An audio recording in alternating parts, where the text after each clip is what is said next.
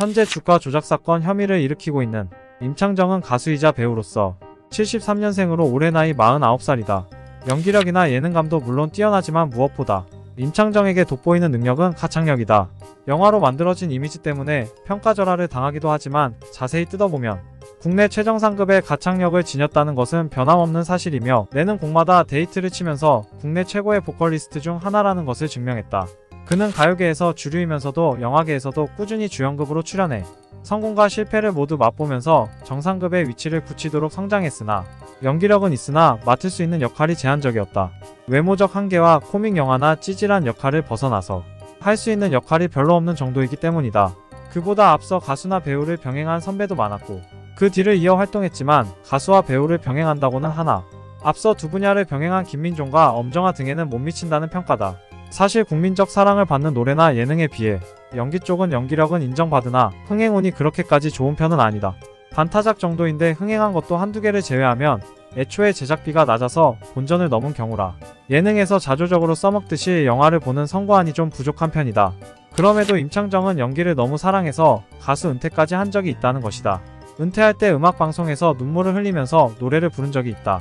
하지만 아무래도 배우의 길에는 흥행을 못하고 번번이 죽쓰다가 이후 은퇴 번복 후 2009년부터 정규 앨범 발매가 거의 없는 2010년을 빼곤 2020년대에 꾸준히 정규 앨범을 내고 있다.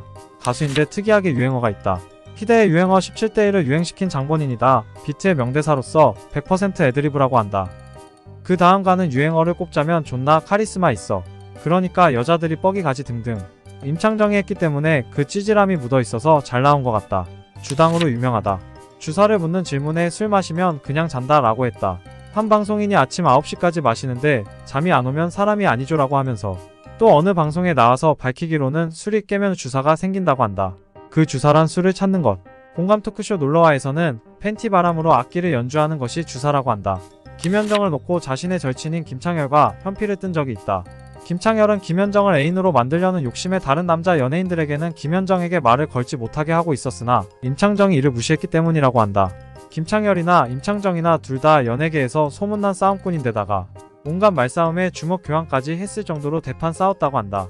연예계에서 유독 군기를 강하게 따지는 성격이다. 사실 임창정이 자란 세대가 소위 똥군기가 넘치는 세대였고 아무래도 어린 나이에 아역으로 데뷔해 쟁쟁한 선배들 밑에서 보고 자란 영향으로 보인다. 정작 임창정은 공이 그마저도 6개월만 하고 소집 해제되었다. 현역이 아님에도 이런 일이 있을 정도면 당시의 사회 분위기를 엿볼 수 있는 부분. SG증권발 하한가 사태로 인해 대규모 주가 조작 세력으로 의심되는 10명이 붙잡힌 가운데 연예인 임창정이 이 작전 세력과 연루된 것으로 밝혀진 사건이다. 임창정은 자신을 피해자라고 주장하고 있다. 여담이지만 노홍철은 이 제안을 거절했다고 한다. 2023년 초 임창정은 일당에게 신분증을 맡기며 30억을 투자한 것으로 밝혀졌다.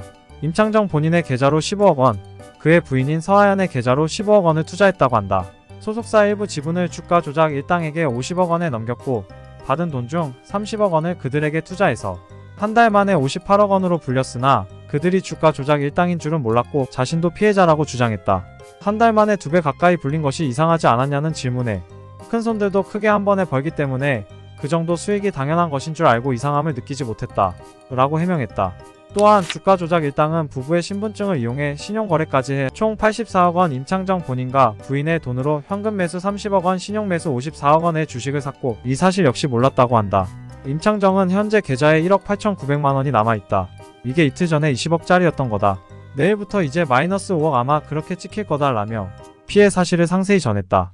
설사 임창정이 본인의 주장대로 주가 조작에 가담한 공범이 아니더라도 피해자라고만 볼 수 없다고 여겨지는 이유는 다음과 같다. 첫 번째, 임창정은 몇 개의 사업을 진행한 바 있고 소속사까지 설립한 사람인데 부인의 신분증과 계좌까지 넘기는 일을 두고 가족과 임창정의 세무회계를 담당하는 사람이 그것을 그냥 뒀다는 것은 납득하기 어렵다. 다만 임창정의 해명문에 따르면 애초에 임창정이 가지고 있던 현금이 아니라 임창정한테 투자를 하면서 준 돈을 다시 재투자했던 형식이기 때문에 당장 투자가 급했던 임창정 입장에서는 의심을 못했을 수도 있다. 두 번째, 한 달 반 만에 수십억으로 늘었다는 걸 알았다. 세 번째, 정상적인 거래에서 개인의 신분증 사본을 전달하는 경우는 있어도 신분증 자체와 계좌를 통째로 넘기는 일은 없다. 이는 금융실명제 위반이기 때문에 주가 조작 가담과 별개로 처벌을 받게 될 것으로 보인다. 네 번째, 사업자의 입장에서 본다면 짧은 기간의 투자금이 비정상적으로 불어났다는 점에서 이상하다는 정황이 포착 안 될 수가 없다. 5번째, 주가 조작 세력이 운영하는 채널에 출연하고 골프장 지분에도 투자를 했다. 6번째, 임창정 유튜브에 이 사건이 터지기 전에 이 사건을 미리 알고 있는 듯한 사람이 댓글을 남겼다. 임창정이 거짓말을 하고 있다고 하며 자숙하라고 대놓고 경고하기까지 했다. 이 사람의 말에 따르면 투자 액수는 30억이 아니라 70억이라고 한다. 대중들의 반응은 전반적으로 좋지 않다. 신분증까지 줘가며 주가 조작 세력에게 30억 원을 투자하고 2배로 불렸을 때는 당연한 것으로 보다가 주가가 떨어지고 돈을 잃고 나서야 주가 조작 세력인지 몰랐다면서 피해자 코스프레를 한다며 인간의 욕심은 끝이 없다는 등의 반응을 보였다. 상식적으로 한 달 만에 돈을 배수 단위로 불려주는 사업이 뭔가 수상한 점이 껴있다는 걸 모를 수가 없는데 그걸 몰랐다고 하는 게 말이 되냐는 것. 어쨌든 임창정은 결과적으로 억대의 빚이 생겼으므로 그가 손해를 봤다는 건 사실로 보인다. 하지만 결국은 큰 손해를 봤으니 피해자라는 주장은 주가 조작 세력 일당에게 처음부터 속았을 때 할 수 있는 말이지 결과적으로 손해를 봤으니 피해자라는 건 수긍하기 힘들다.